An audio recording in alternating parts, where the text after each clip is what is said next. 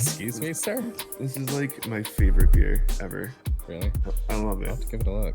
Wait, what beer? All right, we just switched over. What beer are you drinking? Sam Adams Porch Rocker. Ooh, nice. Very, very nice. All right, everyone. Welcome to the second episode of the Rising Podcast. This episode is brought to you by Rogue Energy.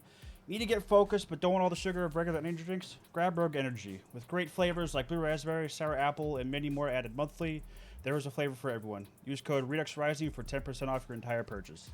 Today we are joined by Apache again and CoD Gaming, who is the owner and CEO of Redux Rising, for those who don't know. And Verx will be joining us later. He's with his dad, so we obviously will. I think he's here. Oh, yeah, he just joined in. All right, Yeah. perfect. So I'll add that in right now. Welcome, Koa, to the first episode, or second episode. Thank you. And welcome back to Apache. Yeah, you guys just keep inviting me back because you know my ego is really fragile. Yeah, that's really the reason why you're here. You also have some. It good is talking on the points. script. It is. It on is. It Yeah, is it actually. is. If you scroll to the bottom. So while we wait, Yeah. Verge, you're not celebrating Father's Day, right? Like, there's nothing you need to tell us. I don't think so. Okay. Same boat as I you, haven't so been feeling told. good there. Okay. Yeah. All right. Just making sure that like I didn't need to tell you a happy Father's Day. You know. And whether you had some great news to tell everyone of the podcast early on. So starting off, we got some news from Redux Rising. Congrats to Scully, who got married last week. Actually just got back from his honeymoon today, where he went to Universal Studios in Florida. I'm quite jealous because that is a fun park to be at. The ceremony was streamed live, and it was a beautiful ceremony. Yeah, it was nice. Yeah, so congrats to them. Around the end of May, Redux Rising also is adding a new team of League of Legends, still being worked out, but it's going to be captained by Nitrofin. And I believe there was actually another member that just joined recently for the team as well. So Redux Rising is expanding into that. So if you know anyone in the League of Legends space that would like to compete, have them go to reduxrising.com and fill out the app on that contact page. Any all shares on that would be greatly appreciated. Yeah, it'd be nice to get that going sooner than later. Yeah. Also, I'll add this as well. We're also working on a Rocket League team as well. If anyone knows, there might be a third in place already, but if anyone knows anyone who is cracked at Rocket League, send them the same direction. Yeah, cracked. Crank those 180 goals. We have some new merch dropping actually tomorrow, and we had some merch dropped with this shirt right here, Prevailing Together. This is a limited edition shirt that's going to be out of the store on the 30th. After the 30th. 30th at midnight. The shirt will no longer be sold. There's a limited edition shirt. Everything else in the store will stay. So if there's other merch you want to grab this one first, and then grab the other stuff. And we also have merch dropping tomorrow at 10 a.m. Eastern. Our summer merch.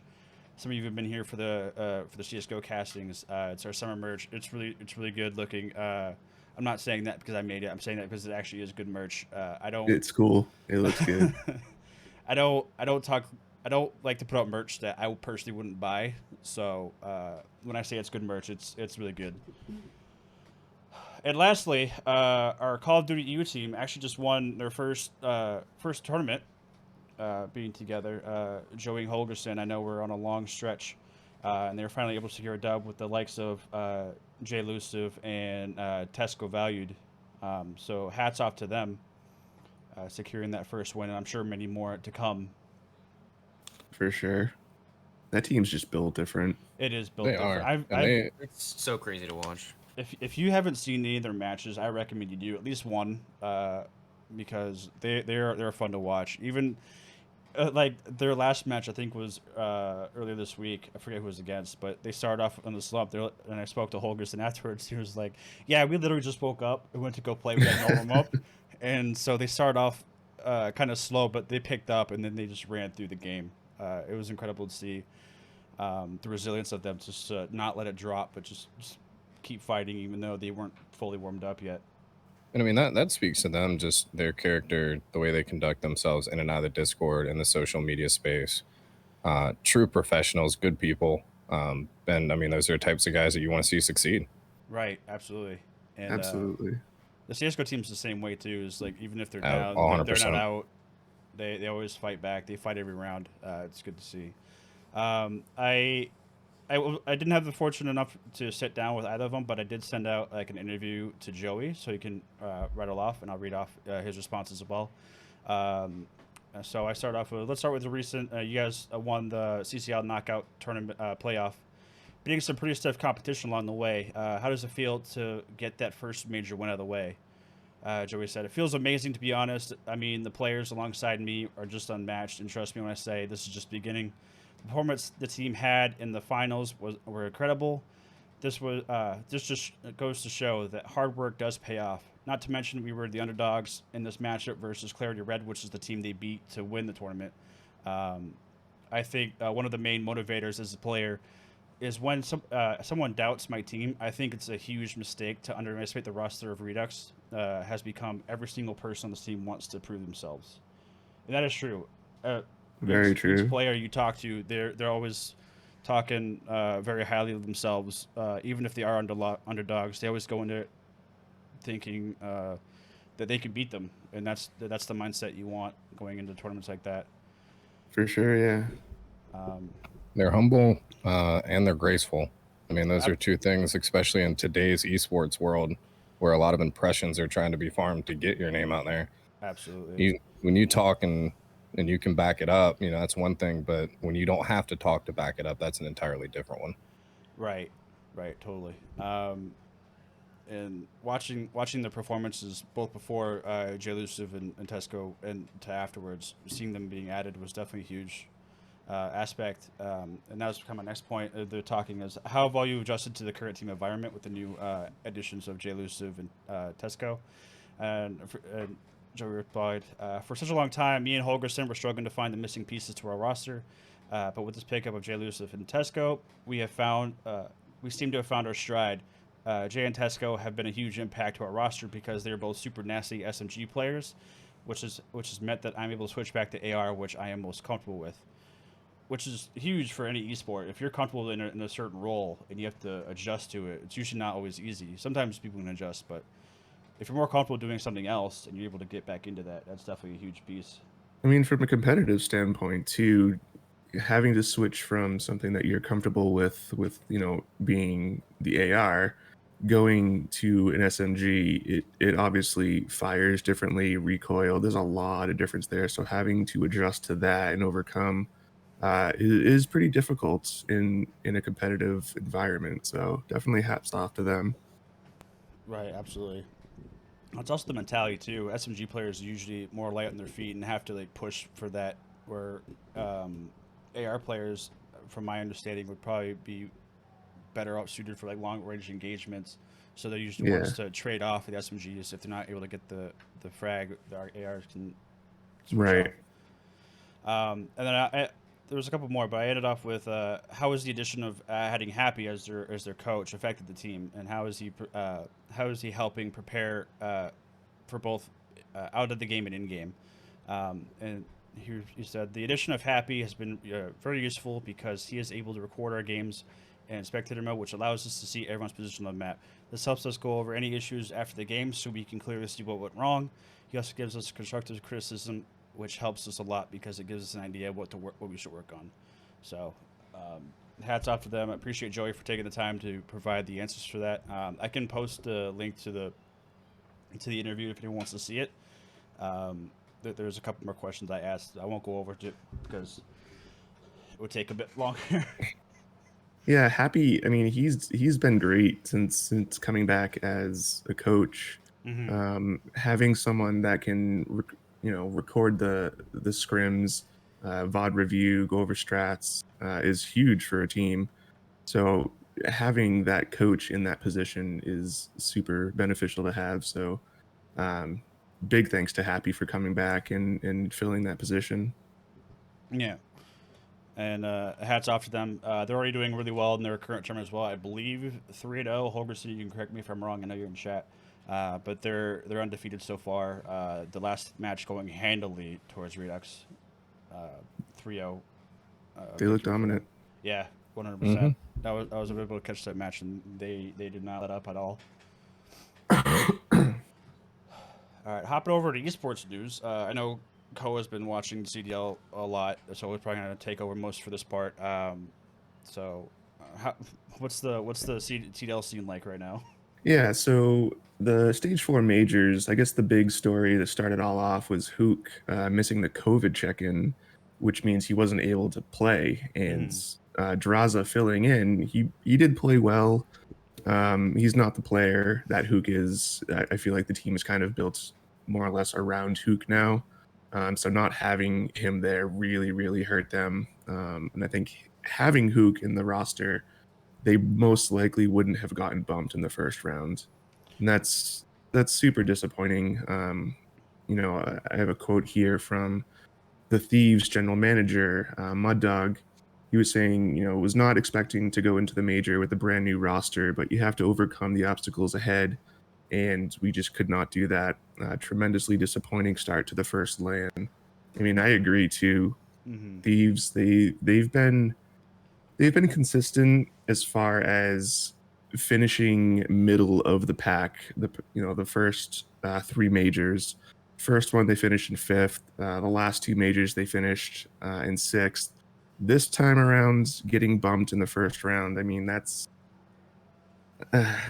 just rough. But I think they'll make adjustments and they'll come back a little bit stronger.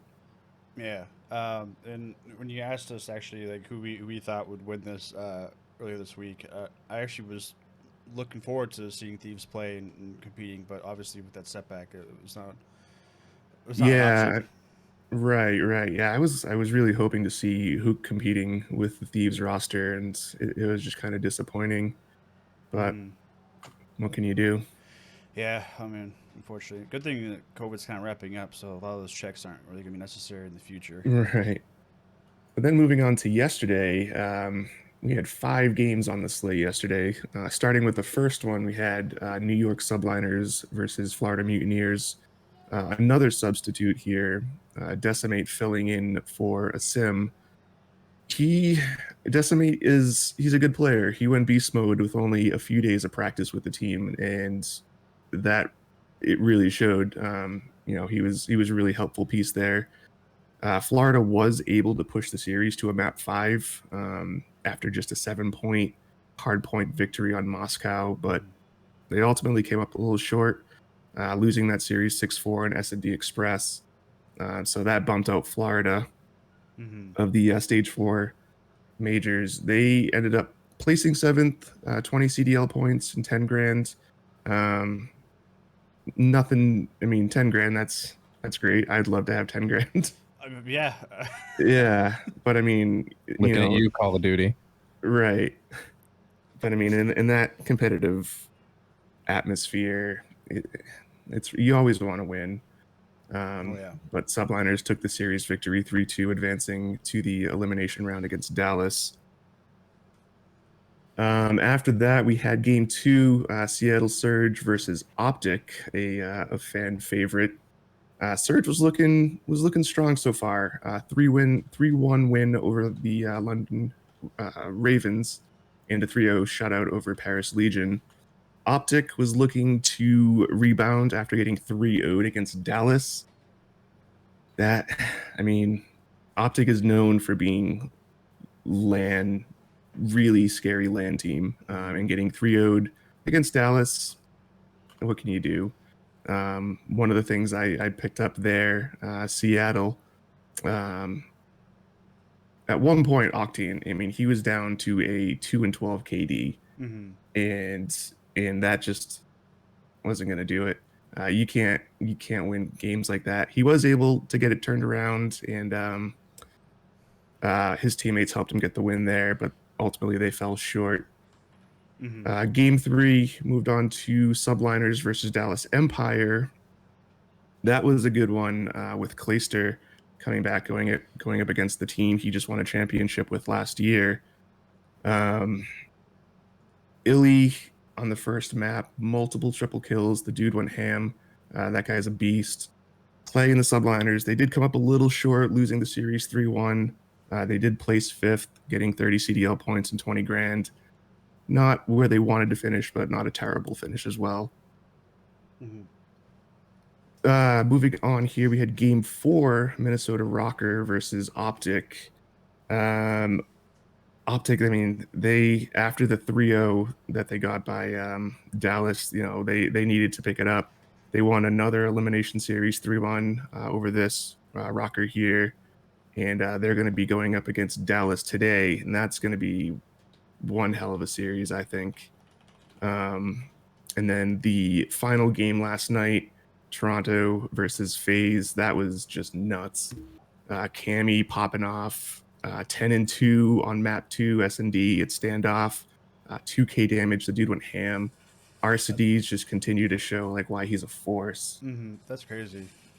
Yeah, Score line on any mode in general, especially on S&D. That's crazy. Yeah, it's that team is scary. FaZe ended up getting the best of Toronto, so they're going to be going to their 4th consecutive grand finals, which And is they're ridiculous. undefeated. Yeah, and they're undefeated, which is nuts. That's scary. Like going into that, obviously, as another team, seeing that they're undefeated through it, that's got to set you in a different mindset. They're just a scary team, man. I mean, you win season 3, right? And then you come back in with, early round bye, and in round 2 you 3-0, and then the winner's final you 3-1. Like, there's nothing about that screams anything other than absolute dominance. Yeah, they've got it together. So that's gonna be a great game when it comes to the finals. Yeah, and I mean today, we're looking at Dallas Empire, the first game of today, Dallas Empire versus Chicago. That I think is going to be. That's probably going to go the distance. That's going to be wild, and even more interesting than that, Ultra and Empire played in round 2, and Ultra took that 3-2 to then be 3-1 by FaZe, because who isn't getting 3-0 or 3-1 by FaZe these days? But if Empire takes Optic, you're going to see a rematch of round 2 winners bracket with Ultra and Empire again. Yeah. I mean, it's, on one hand, you have Optic, which is just known to be a dominant LAN team. Getting 3-0'd in round 1. Holy. Yeah, they didn't want to make that indicative of their performance as major. So I expect them to really put up a fight here.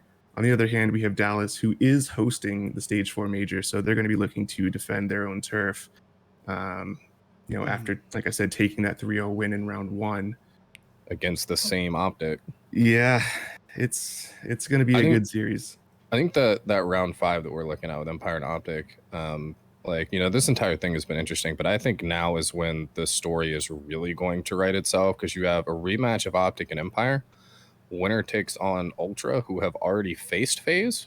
So if Optic makes it through, you have a really strong LAN team that knows how to do things, on that stage, even if they're not having a great tournament. They've proven that to us over the last 8 years. You have FaZe, who's in dominant fashion right now, and if Ultra comes through, guess what? They've already played FaZe.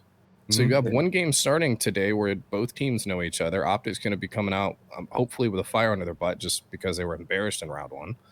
Then the winner of that goes to play Ultra, who has shown, they can get stuff done. They just met FaZe. A winner of that, if it's Ultra, they've already played FaZe. If it's Optic, then they've got LAN presence already. And then if it's Empire, then I just don't even know what to tell you. And I mean, Toronto, they definitely have the experience against right. FaZe in the grand finals. The first major went in the way of FaZe.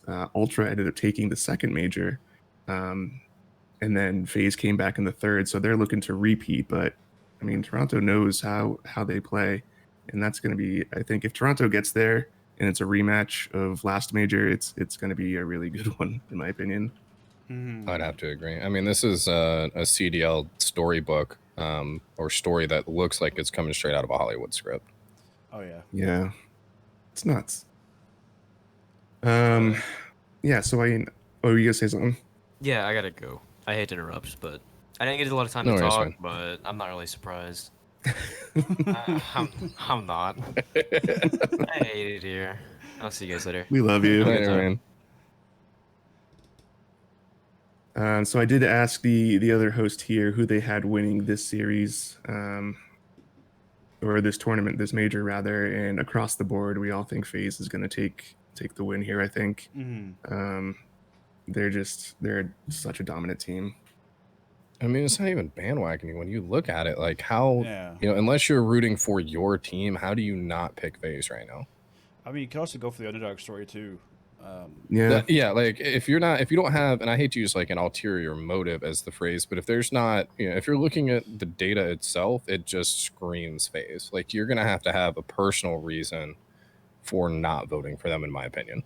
Right. Right.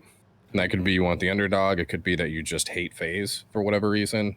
Not even, Well, but it's like, just imagine Dallas Empire actually take out Optic again to push it to the finals against FaZe. yeah.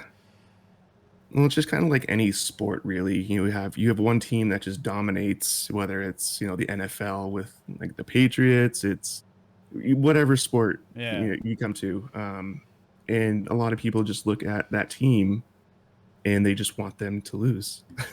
Right. But they're such a good team, well put together. The way RCD Sim, they all work so well together. It's really hard to beat that team. Yeah, that's be crazy. And they're playing today, right? The grand finals. Yeah, FaZe is already in the grand finals, so they're just waiting to see who wins the series against Toronto and the winner of Empire and Optic.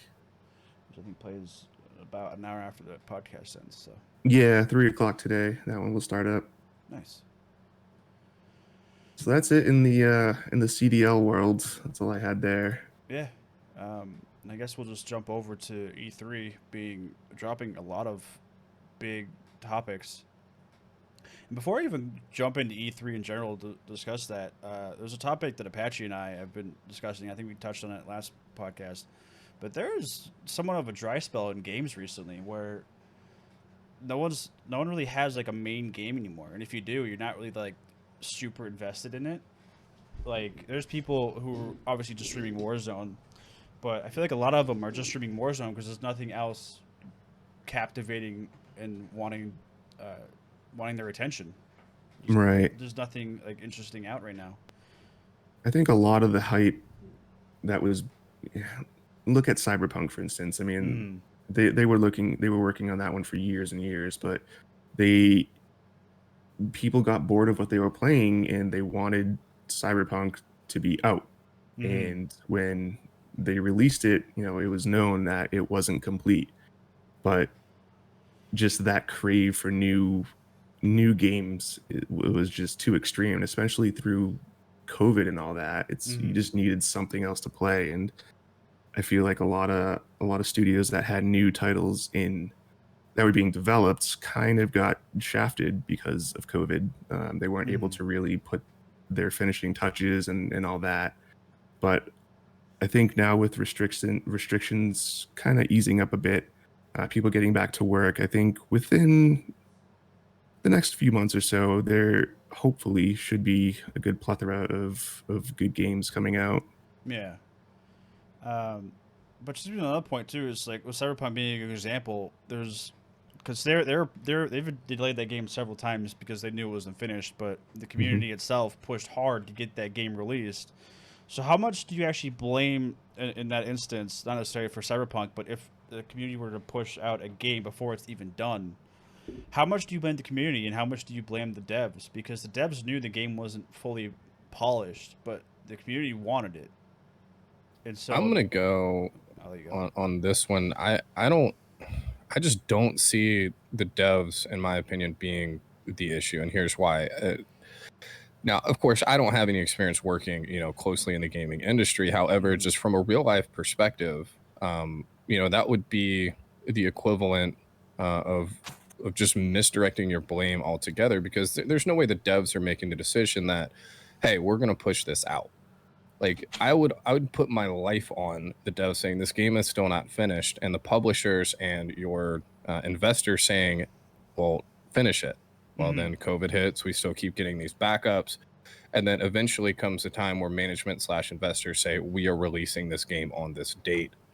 Do what you have to do. And that's just, in gaming, especially with the layer of coding, like, that's just an impossible task half the time. Right. And there's like millions of lines of code, even if you're not directly into like straight like game development. If you have any coding experience whatsoever, you know how big because I do web design, and I used to do like hand coded HTML, which literally takes up like thousands of line of code, and I can only imagine having each element of that game taking up thousands or even 100,000s line of code each. That's a lot to process, and that's a lot to cipher through and get all the bugs out in a short period Hmm. of time. So the other thing too is I'm also kind of getting exhausted of every game being like, oh yeah, get this beta, get early access, get all this stuff for a Yeah, game this that's not even finished pre-ordering, yet. man. Yeah, there's a lot of that. Yeah, Like that. I'm not. I told myself, I think this like last year, I'm not pre-ordering a game ever again. I have I'm no not giving problem. you money for a product that I haven't even experienced yet So in its final form. I have no problem with doing a pre-order. If you're really hyped for a game, pre-order is fine. It's when companies come out and say, "Oh yeah, get early access to the game." That's not even done yet. Mm. Right. So you'll play it for maybe 2 hours, maybe upwards of like 20 hours, get bored of it because it's not polished, and then never come back to it. So you spend all that money for nothing. A good example is like I had an example in my head. I can't think of it, but there's so many of them that are on Steam. They're like, oh yeah, get early access, and then 3, 5 years later, the game's still not fully done, or even at the level they were anticipating. Because like Cyberpunk, they realized that the game they released wasn't polished, and they've gone through and I've played it again. I think back in May area. It is polished now. The game is 100% fixed most of the way, but very much playable. Most of the storyline bugs, most of everything else is pretty much sorted out. Um, and I actually had a blast playing it the other day. Might have to check that out. Yeah, I re-downloaded it and I went through most of the story. And a lot of the issues I had, especially even though I have a pretty high-end graphics card, I had a lot of stuttering issues, and I didn't have them anymore. A lot That's of them went good. away, and a lot of the fuzz, like that they had, even though you had like high-end rendering, was still there. But it's all fixed now. That's good. I mean, I usually don't have a problem pre-ordering. It also depends on the type of game. Like, for instance, I'm huge into World of Warcraft. I've been playing that game Nerd. 10, 12, 13 years now. I've pre-ordered every expansion. I don't know. I love that game. So it's things like that. I like Blizzard. I like the company. I like the games that they put out. So I have no problem supporting Blizzard. It's like you said, Yeah. when it comes to like indie companies or smaller companies, and they're like, hey, you get early access, and you get in there, you play, the game's not polished, and you get bored of it. Right. And that's just kind of, I don't know. And that's just That's annoying. kind of lame. I think Fortnite is actually in that realm right now, where I think it actually still is technically in beta. It's still in beta, yeah. And that game's been out for what, 3 to 5 years now? Hmm. Like I know there's I forget like the actual like the law or organization is, but I know there's like a certain limit. Once it reaches a certain year, it has to go out of develop. It has to go out of beta. Oh. Because I know that's what I forget which company did it. I think DayZ had to do that because it was in early access or beta for so long. It eventually had to do a full launch because it couldn't be in beta any longer. I'm not sure. Let me look it up real quick, but I believe there's a thing for that. That's interesting. I did hear me- a reason. Well, go ahead. Just quickly on the pre-ordering thing. For me, personally, the reason that I'm going the route of like I'm not pre-ordering things, not necessarily like not beta playing them, but just not pre-ordering outside of. And I think Cody made a really good point with like World of Warcraft. If I'm playing a game and I'm enjoying it and you're coming out with a DLC, sure, I'm probably going to pre-order that because you have already proven to me that your content, for me personally, is worth my monetary investment. Right. However, I am not going to pre-order, for example, the hot topic everybody I'm sure is waiting for us to at least say the name, Battlefield 2042. I'm not pre-ordering that, even if I play the beta, because I still don't know what that game is going to be like at launch. I don't know if it's going to be polished. I don't know if it's going to be finished. I don't know if it's going to be an issue with, for example, No Man's Sky. That was brought up in chat here. That was an excellent one. The game wasn't broken at launch. It just wasn't what it promised to be. I can't make that decision pre-ordering like in good faith because I don't know what I'm getting. Right. That's fair. And I'm in that same boat. Granted, like Battlefield 2042 is kind of a different story right now because Battlefield has been consistent. I mean, sure, there's been server issues, but releasing a massive scaled online game, there's going to be server issues, and there's nothing you can do to avoid that because once you open it up, you have more than anticipated, or you don't have enough server space for that volume. There's going to be server issues. It's not an issue. It's inevitable. Yeah, I'm not worried about that, but Battlefield itself, through every single release, has not had as much game bugs or game-breaking bugs on release as some other games. So I'm confident with Battlefield. I'm not going to go for like the higher tiers. I just want to play the game.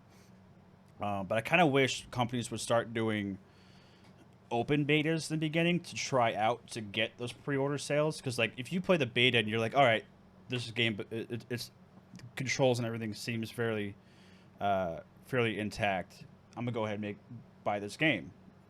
Right. I feel like that might be should be the direction that companies start going for, because it'll get more sales, and two, people can see the product before it's actually released.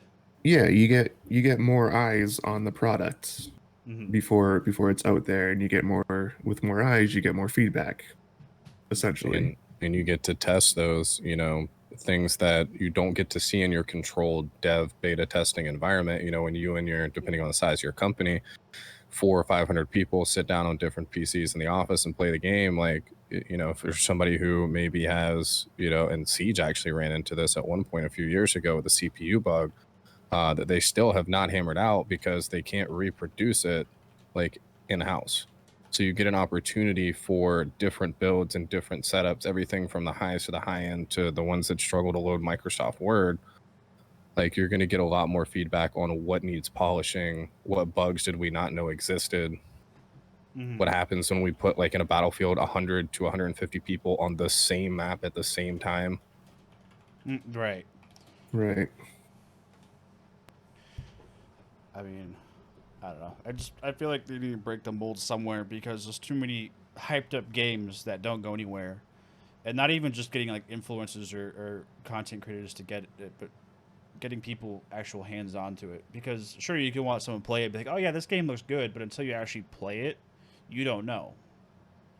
Yeah, and I think that comes down to overhyping too. Like, you have to advertise your game. Oh, 100%. Like this is not the day and age where, you go window shop at your local Walmart and you're like, man, that thing has a cool cover. Like, I want to read the back of it and see what this game's about. Like, you have to put out your E3 trailers. You have to put out your gameplay trailers. I think open beta is an excellent idea to get people like me to pre-order your games so you have that money already secured. But I think the issue with a lot of games coming in, and some of this I do think comes back to that board because COVID stuff, there is such a thing as overhype and setting unrealistic expectations for your game. Right. I don't know. Something just needs to change in that area. And I guess jumping into this, after looking at Battlefield 2042, I'm actually super excited for that. Battlefield, I feel like, has been one of the FPS games that actually constantly pushes the mold on at least somewhat realistic, still arcade FPS games, where you have that realistic feel of it, but you still have elements like tornadoes coming through, and just crazy gameplay that you could see in skyscrapers falling down. Right, and destructible environments, like 100% destructible environments, where everything you look at can be breakable. Yeah, that makes the game a lot more fun.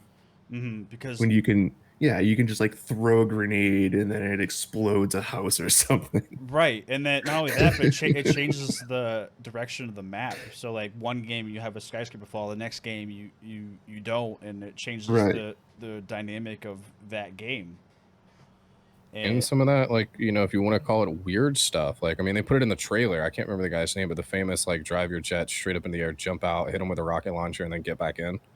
Like, I still have PS4 memories of jumping into, like, helicopters and driving them, like, through parking garages to blow up vehicles. Oh, yeah. Like, or, like, we do have, instances where we would take, like, 4 Sting missiles inside of one helicopter. Somebody would jump to the passenger seat, jump out. We would all, like, shuffle seats, he would blow something up, and then we'd pick him up midair. Oh yeah. Like, you just can't get that type of hilarious thrill in any other game that isn't Battlefield. No, you can't. And they've added a lot to this one too.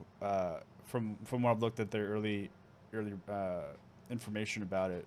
So there's going to be a general conquest with like a large scale map, like double the size, I believe, of Verdansk.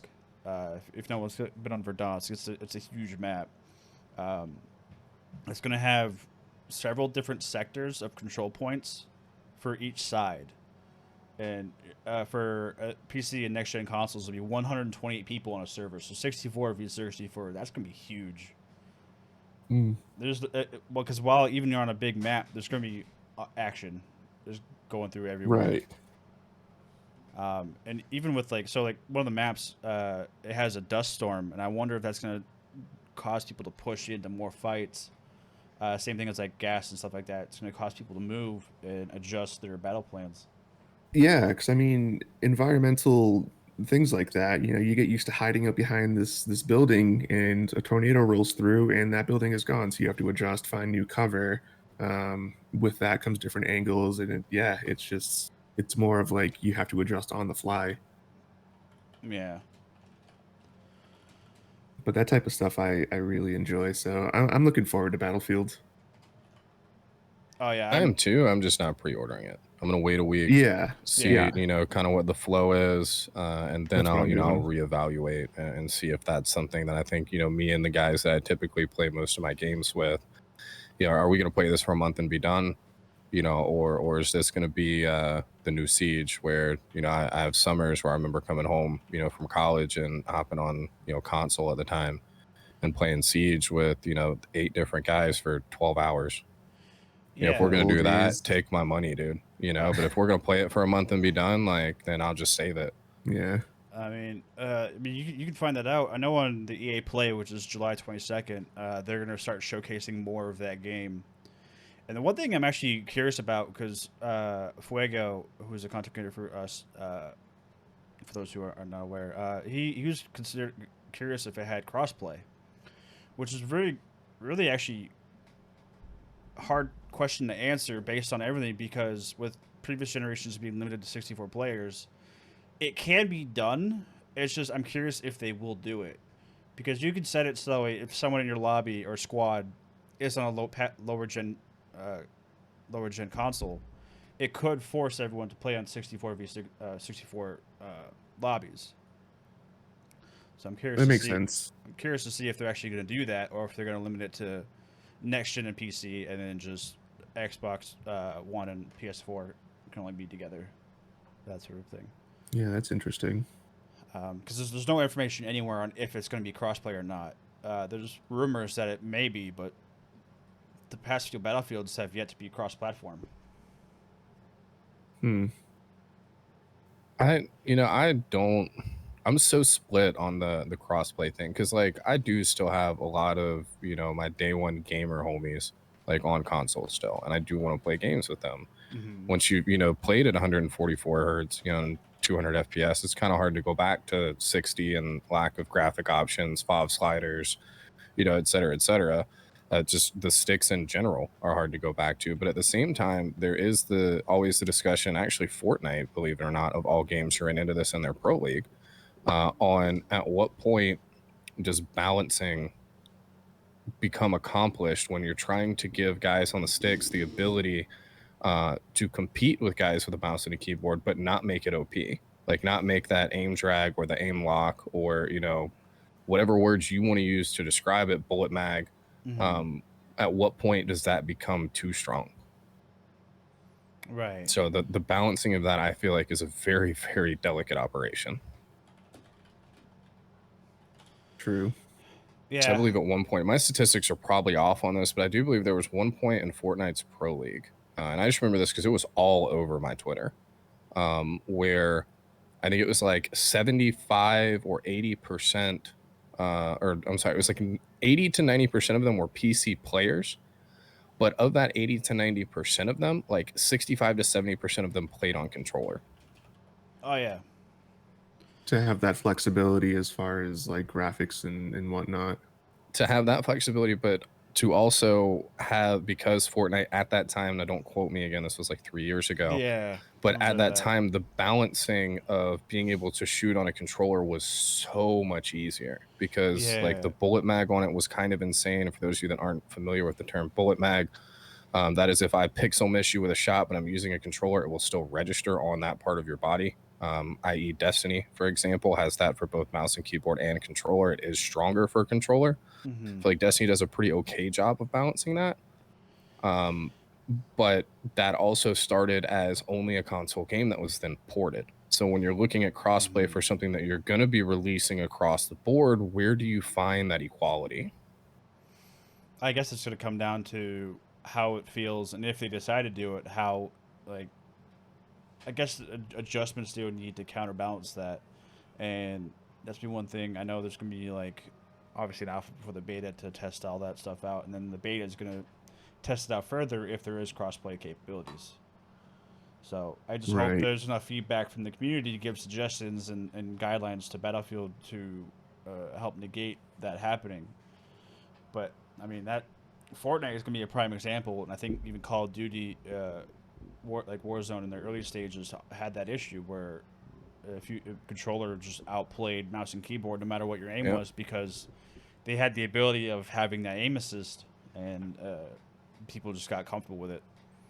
Yeah, I definitely remember jumping on to Warzone the first couple of times, and after about my 5th game, I could tell you in the kill cam who was using controller and who wasn't.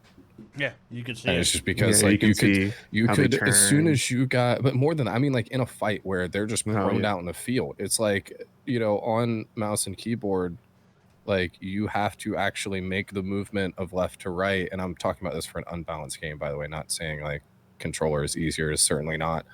But once you actually found your reticle in the general vicinity of that player, it tracked them for like the next 4 steps. You could have taken your hand off of the right side of the controller entirely and still held aim. Yeah. That, you know, that's something that I don't know that you can perfectly balance. Right.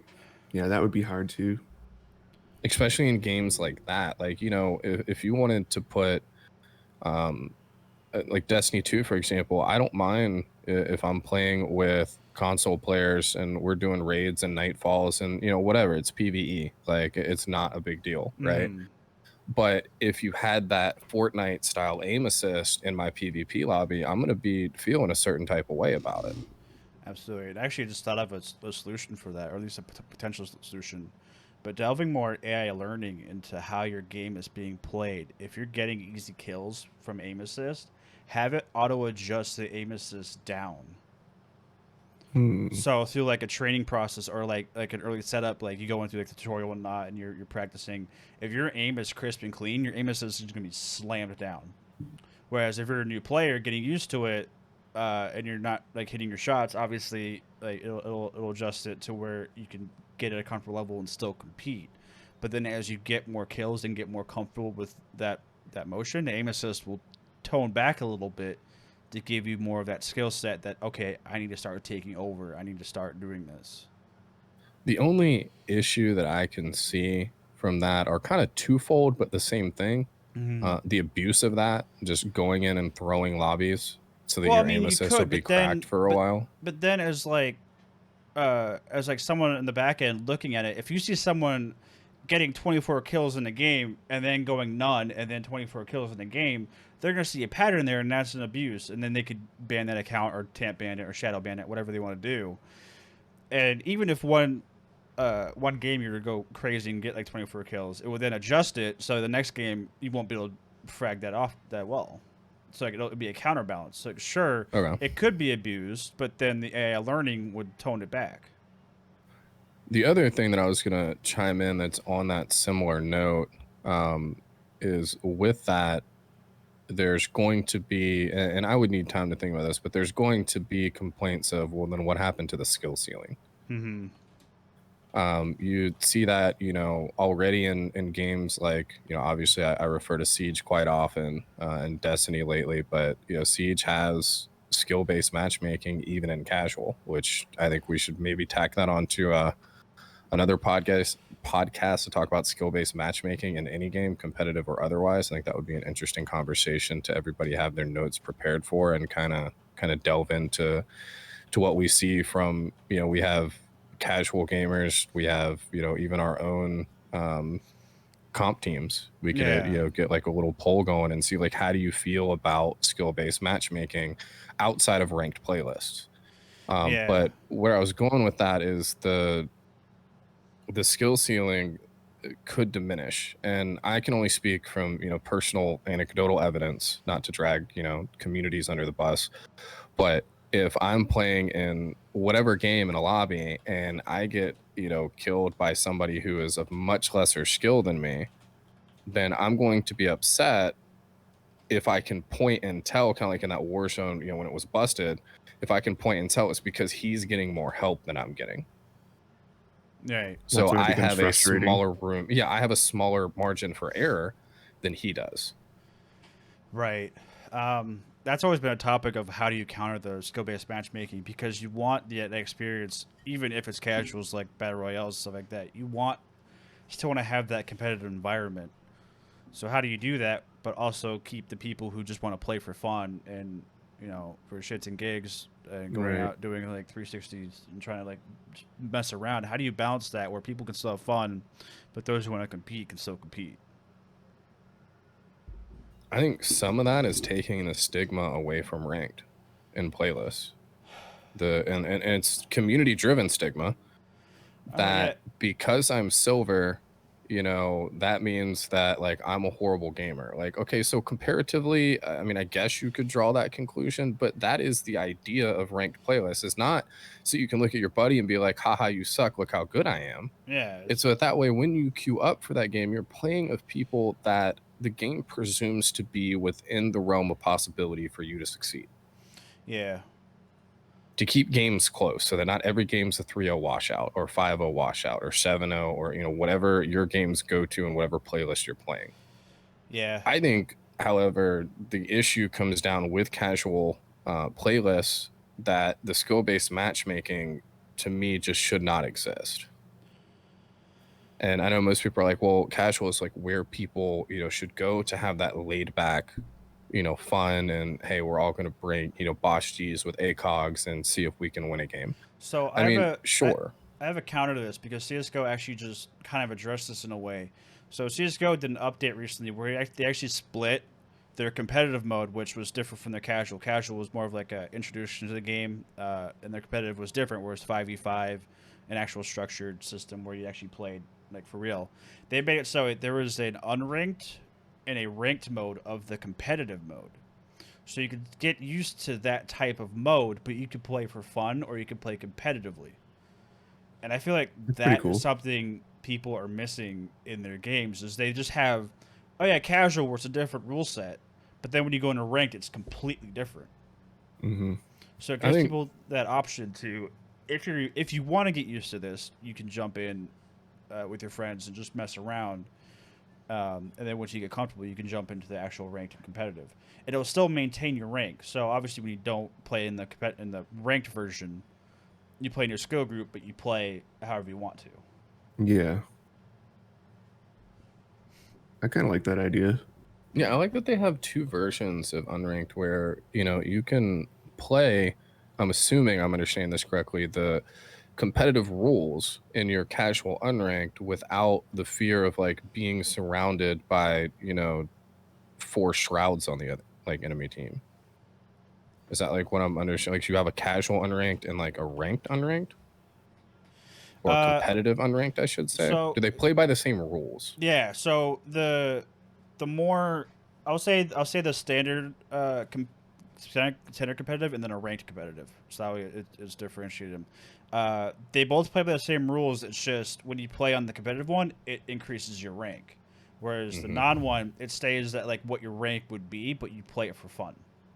So there's no like risk, that. no reward, and you can play however you play is what you can do. I like that, and I wish that Siege would go to that style of thing. Now I know there's people listening that probably play Siege like Apache. They have unranked. Mm-hmm. They do. but they have unranked that is still based on your casual MMR, your quick play, your casual MMR. Like, it's incredibly difficult, and I'm saying this personally, to go into a game of Siege in casual and play with some of my friends, because half of my friends are 3 times the player I am, so they have that like diamond champ casual skill based matchmaking. Then you have me kind of in that like plat 2, plat 3, plat 1 range for casual, depending on the week I'm having. It'll either be plat 1 or plat 3. And then I have, maybe the other 2 friends that are rounding out my fire team are in, learning the game. They're in like mid-low silver. So Like essentially every game we load into, because skill-based matchmaking, like, we're playing in plat and diamond lobbies because that's where our quote-unquote average SBMM is, but our team's average is not actually there. Right. So I don't believe that casual playlists of any type that do not tie to your rank should have a skill-based matchmaking, because it makes the dad that only gets to play 5 games a week unhappy, and it makes the guy that can sit down and play for 12 hours a day not want to anymore. Yeah. Because he wants to have a couple of games where he can goof off and, like, I'm going to try to get a kill with a pistol this round. I'm going to try and 360 no-scope this guy. Like, well, if you do that and you lose, like, you have guaranteed the round loss. Right. Yeah, it's there's games you don't want to, you just want to like sit back and chill. You don't want it to get sweaty or anything like that. No, I totally get that. I like that idea. Yeah. Like, I don't want to go into, like, knowing that maybe I only have 3 games to play today, right? I only have like half an hour. I might be able to fit 3 in. I don't, like, on those days, I don't even load up Siege, because I know that, like, if I don't hit T-Hunt for at least 4 or 5 rounds, like, I'm going to be 0-8, like, in those 2 games, that I'm guaranteed to be able to play. And it's just not going to be fun. No. Right, yeah. I feel that. Yeah. Like, I miss the days of, like, going, 3-0 people, like, twice in a row to getting absolutely slammed. But you're not frustrated. You're like, hey, we had 2 wins, though. Like, and we learned something from that match. Right. But if every single game you play, it's like, we have to make a comp take. We have to top down roam clear. We need to go underneath to get this. We have the wrong operator for any casual, man. Yeah. But if you don't do that and you don't bring meta, then you've guaranteed a loss. Right. And I mean, maybe that's just a competitive in me, but like, I don't find losing redundantly to be very fun. No. Right. Yeah, neither do I. At least when I'm not playing that way. This is what it is. Yeah. Yeah. Well, that's to be something that I do want to get a poll going. I want to get our comp players in on this. I want to know how they feel about whatever their respective game is. So we'll set that up. I might do that in a Google Doc after this, in a Google form, and just ask each of them if they could fill it out. Because I'm just curious. I wonder what the data says on our casuals, just our regular Discord goers and, Twitch communities. And then how do our competitive players feel about skill-based matchmaking? But only, again, in those, I always say casual because, born and bred Siege, but in those non-rank list or rank drawn playlists. Yeah. I know that'd be a good way to like end podcasts. Be Just, like, end with a general question for the public to answer. It might not be a bad idea. Yeah, I can make it. We got 2 minutes. I'll make it right now. Yeah. Put it up on the poll. You can put it up in the podcast. I'm gonna hit him with. While he's doing that, the Rising Podcast actually has its own Twitter account now at Redux Podcast. If you guys want to go follow that, all news and everything relating to the podcast will be posted there. And we'll get retweeted to the main one. But if you have any questions or anything you want to address to the podcast, you can do so through that one. Again, it's at Redux Podcast. And we do have our own email too for anyone that actually still uses email. Podcast@reduxrising.com. Yep. So any questions you got, any questions you want to have that you want us to answer on the podcast, submit them either way. Or if you're in the Discord, you can also do it in the Discord too. I put in a questions channel so everyone can post their questions if they have something they want us to answer. And I believe the next episode is actually going to be on the 3rd, which is the day before my birthday. So 4th of July? Mm-hmm. Oh, nice. Yeah. So it'll be the day before my birthday. So I'll probably be having a drink or two during that show. and we can answer any questions you have after this one on that show. Yeah. We'll have some festivities, and by then the summer merch will dropped. I know I already ordered mine. I don't know the status of it. I don't think it's been made yet. I know Koa grabbed a shirt as well. I did. It's still not being made yet. It's waiting for fulfillment. Waiting for fulfillment, yeah. But both are slated for next week. Nice. So hopefully we get around that time so we can wear it for the next show. That'd be cool. Yeah. Which, if you guys haven't seen the merch and you guys are here in the Twitch, by the way, if you're listening to this on Spotify or anywhere else outside Twitch, we do stream this live at Redux Rising on Twitch. So if you want to come stop by the show, it's usually on the weekends, typically on Sunday, but the next one's going to be on a Saturday, typically around midday, because it's convenient for everyone. So yeah, if you want to catch a live show, be sure to stop by there. July 3rd. Mm-hmm. And if you are listening to this on any app, make sure you give it a thumbs up or the equivalent rating you need. Here, hang on, Apache. I'll give us all the ratings. And tell me I'm cute. My ego's fragile. Apache, post that link again because it flagged it. There it goes.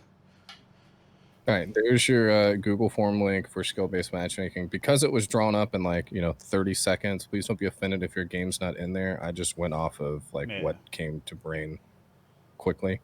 There is another option, so make sure you write your game in there if it's not listed. I'm curious as to your thoughts. Yeah, same. All right, and I think with that wraps up this episode. So thank you, everyone, for stopping by. Thank you, Koa, for joining in. Apache again as well.